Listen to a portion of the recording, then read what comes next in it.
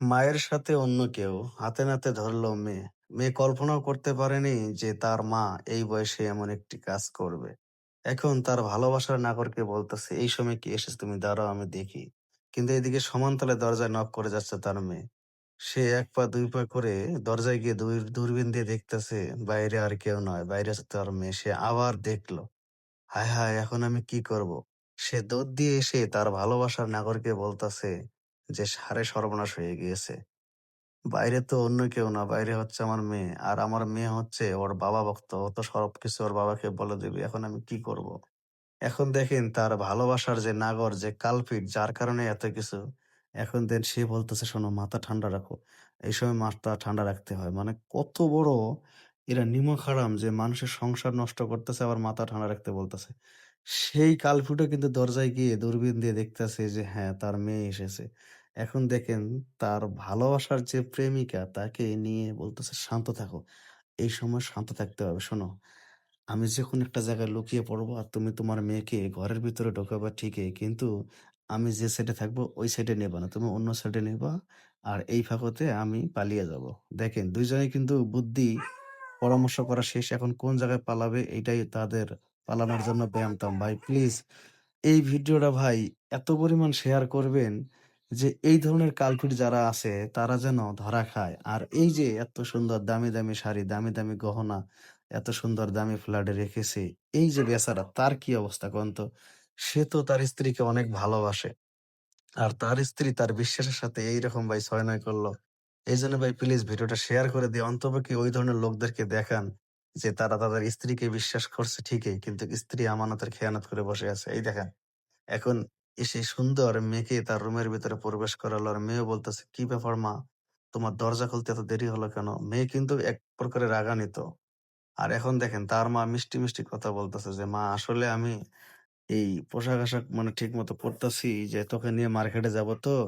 এইজন্য আমি মানে সাজগোজের ঘরে ব্যস্ত ছিলাম। আমি বলতে পারিনি তুই তো কখন দরজায় এসে নক করতাছিস।" কিন্তু ভাই এখানে কথায় আছে যে মা যতটা চালাক তার চেয়ে বেশি চালাক কিন্তু তার মেয়ে। দেখেন হট করে মেয়ে কিন্তু দাঁড়িয়ে গিয়েছে। মেয়ের কথা হচ্ছে এই ঘরের মধ্যে অবশ্যই মা ছাড়া অন্য কেউ আছে। কারণ মার দরজা খুলতে এত সময় লাগার কথা না। মেয়ে কিন্তু সবদিকে খুঁজতেছে এবং খুঁজতে, খুঁজতে মেয়ে কিন্তু পেয়ে যাবে সেই কালপিটকে। আর কালপিটকে পাওয়ার পরে মেয়ে এমন একটা শিক্ষা দিবে এটা দেখলে আপনাদেরও ভালো লাগবে। দেখেন, সে কিন্তু সবদিকে খোঁজাখুঁজি করতেছে যে কোন দিকে আছে। কেউ না কেউ তো এই ঘরের মধ্যে আছে। কারণ মেয়ে জানে কিন্তু তার মায়ের কাহিনী। কারণ তার মা প্রায়, প্রায় ফোনে কথা বলতো। মেয়ের সন্দেহ হতো কিন্তু মেয়ে চিন্তা করতেছে হয়তো বাবার সাথে কথা বলতেও পারে। কিন্তু আজকের এই কাহিনীতে মেয়ে সোজাসুজি ক্লিয়ার যে এটা আমার বাবা নয়, অন্য কারো সাথে আমার মা কথা বলে। ঠিক তাই দেখেন, সে খুঁজতে, খুঁজতে কিন্তু সেই কালপিটকে পেয়ে গিয়েছে। এখন দেখেন মেয়ের মানে প্রচুর রাগ উঠেছে। আমি কল্পনাও করতে পারিনি, হ্যাঁ? আপনার মতো লোকের কারণে আমার বাবা-মার সাজানো গোছানো সংসারটা নষ্ট হয়ে গিয়ে যাচ্ছে।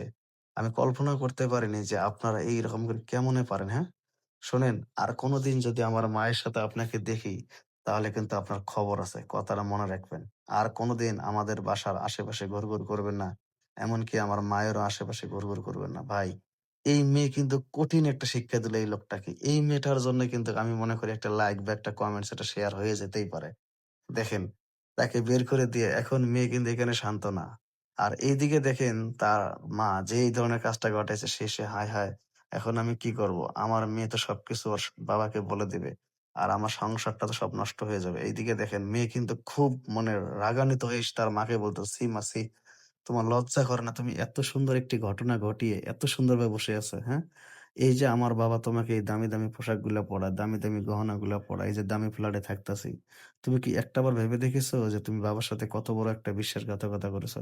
বাবা যদি এই জিনিসটা জানতে পারে তার মনের কি একটা অবস্থা হবে?" এখন দেখেন সে বলতেছে, "মারে আমি আমার ভুল বুঝতে পেরেছি। প্লিজ তুই আমাকে মাফ করে দে। তোর বাবাকে ফোন দিস না। আমি জীবনে এই ধরনের কাজ করব না।" ভাই প্লিজ মা হয়ে মেয়ের কাছে মাফ চাওয়ার আগে অন্তপক্ষে একটু ভাবার দরকার যে, যে ধরনের কাজগুলো আমাদের সমাজে বা আমাদের ইসলাম দৃষ্টিতে যায় না সেই ধরনের কাজ আমরা কখনো করব না ভাই। কারণ দিন শেষে এই কালপিটরা এরা কিন্তু সংসার ভাঙতে আসে, কারো সংসার গড়তে আসে না। এই ভিডিওটা বানানো হয়েছে শুধুমাত্র ভাই মেসেজমূলক এবং শিক্ষামূলক। তাই ভিডিওটা প্লিজ শেয়ার করে দিবেন। এই ভিডিওটা কাউকে হেয়পূর্ণ করার জন্য না, কাউকে ছোট করার জন্য কিন্তু ভিডিওটা বানানো হয় নাই।